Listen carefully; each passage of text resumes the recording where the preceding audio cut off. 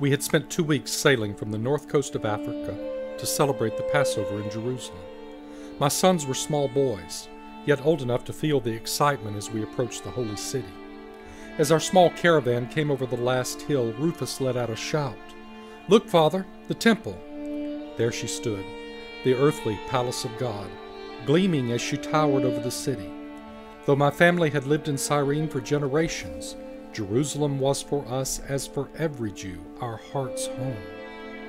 That night we joined our cousins in Bethany for the Passover Seder that marked the beginning of the festival, sharing a meal and recalling God's salvation of our people. We ended that meal, as we did every year, praying for the coming of the Messiah. The next morning, Rufus, Alexander, and I left early to spend the day in Jerusalem, visiting the temple and then the festival taking place near the markets.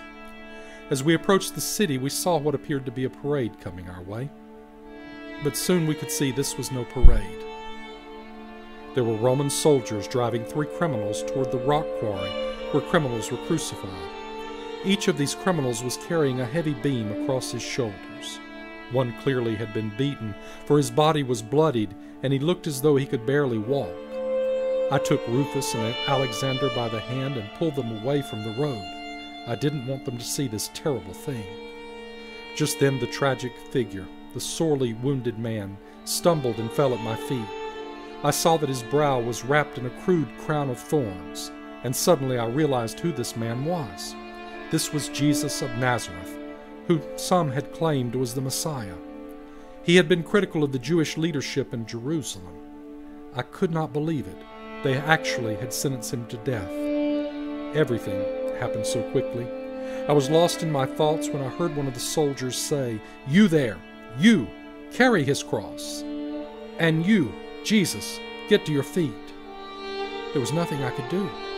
I told my boys, "Stay close." I picked up the beam, far heavier than I had imagined, and I pitched it over my shoulder.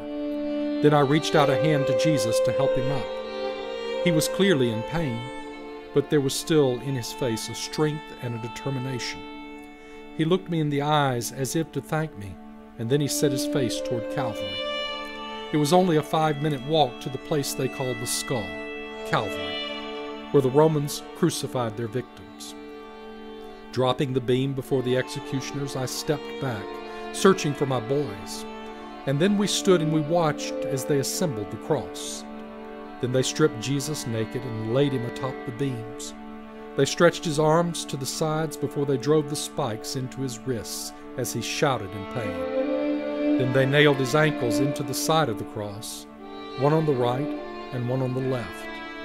Finally, they hoisted his cross up and in position, and as they did, he let out another shout of pain.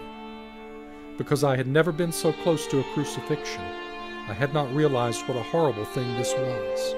Rufus began to cry. Alexander became nauseous. There were 2 thieves being crucified with Jesus, and the soldiers hoisted each one into the air. The Romans shouted to the crowd, "Take a look at your king now. This is a lesson from Rome. Don't forget it." The soldiers, laughing, began to throw dice for his clothing. Some in the crowd wept.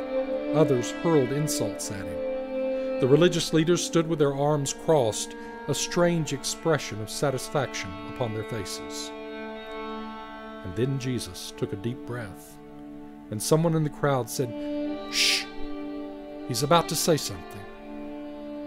And this is what he said: "Father, forgive them, for they do not know what they are doing." I would never forget those words. A dying man, tortured and crucified, praying that God would forgive his tormentors. What kind of man would do such a thing? His words would haunt me the rest of my life. Ultimately, they would be the reason I became one of his followers.